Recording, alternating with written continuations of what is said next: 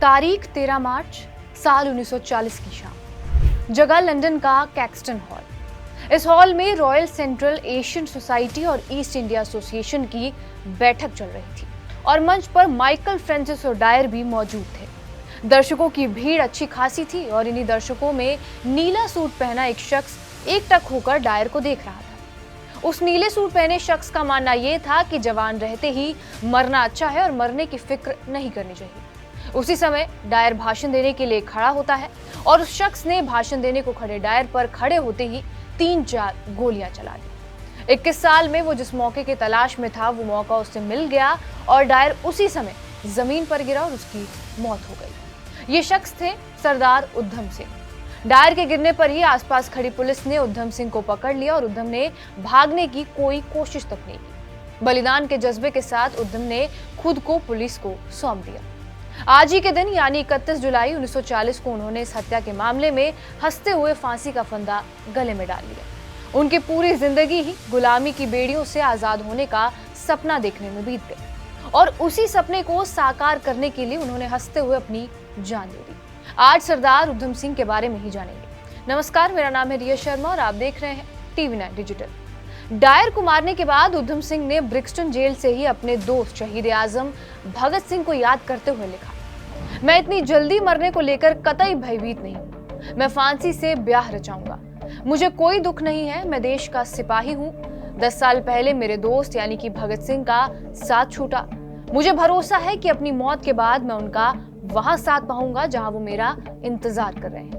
मैं उम्मीद करता हूं कि जिस तारीख यानी कि 23 मार्च को मेरे दोस्त को फांसी पर लटकाया गया, उसी तारीख को अंग्रेज मुझे भी फांसी दे दें। हालांकि उन्हें 31 जुलाई को फांसी की सजा दी गई थी। 26 दिसंबर 1899 को पंजाब के संगरूर जिले के सुनाम गांव में जन्मे उधम सिंह को पिता ने शेर सिंह नाम दिया था। भाई का नाम मुक्ता सिंह था। रेलवे क्रॉसिंग पर चौकीदारी करने वाले पिता तेहाल सिंह की जल्दी ही मृत्यु हो गई और मां पहले ही गुजर चुकी थी। बचपन में ही दोनों भाई अनाथालय की शरण में जा पहुंचे और वहां मुक्ता सिंह का नाम साधु सिंह और शेर सिंह का नाम उधम सिंह दर्ज हुआ। बड़े भाई साधु सिंह की 1917 में ही मौत हो गई। 1920 की शुरुआत में उधम सिंह कुछ समय पूर्वी अफ्रीका में मजदूरी करते रहे और अगला ठिकाना अमेरिका में सैन फ्रांसिस्को था, जहां वो गदर पार्टी के साथ जुड़े। प्रवासी पंजाबी और सिख क्रांतिकारियों का वो संगठन वहां रहते हुए भारत की आजादी की कोशिशों में जुटा हुआ था। लेकिन फिर 1927 में उनकी वापसी पंजाब में हुई, जहां लाहौर की जेल में उनकी मुलाकात भगत सिंह से होती है और उनके सामने ही उधम सिंह ने जलियांवाला बाग नरसंहार का बदला लेने की कसम खा ली। दरअसल 13 अप्रैल 1919 को जलियांवाला बाग में चल रही सभा में उधम सिंह पानी पिलाने का काम कर रहे थे। तब वो 20 साल के थे और तभी उन्होंने अपनी आंखों से यह नरसंहार होते हुए देखा था और इसलिए उधम सिंह ने एक कसम खाई थी कि वो इसका बदला लेंगे। माइकल फ्रांसिस ओडायर को उधम सिंह ने 13 मार्च 1940 लंदन में गोलियां मारकर खत्म किया था। 21 साल पहले उधम सिंह ने बदला लेने की कसम खाई थी और पुलिस हिरासत में बेखौफ उधम सिंह ने कहा कि मुझे कोई अफसोस नहीं है, 2-4 को और सामने कर दो, अपने देश के लिए कुछ भी कर गुजरने को मैं तैयार हूँ।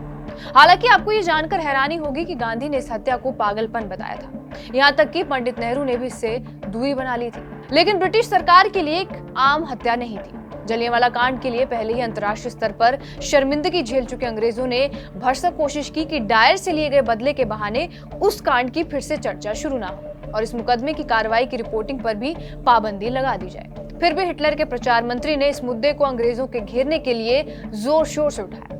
लंबे समय से जुटे कुछ भारतीयों की कोशिशों के बाद 2016 में उधम सिंह से जुड़े मुकदमे की कुछ जानकारी मिल सकी, लेकिन इसके बीच बहुत कुछ नष्ट हो चुका था।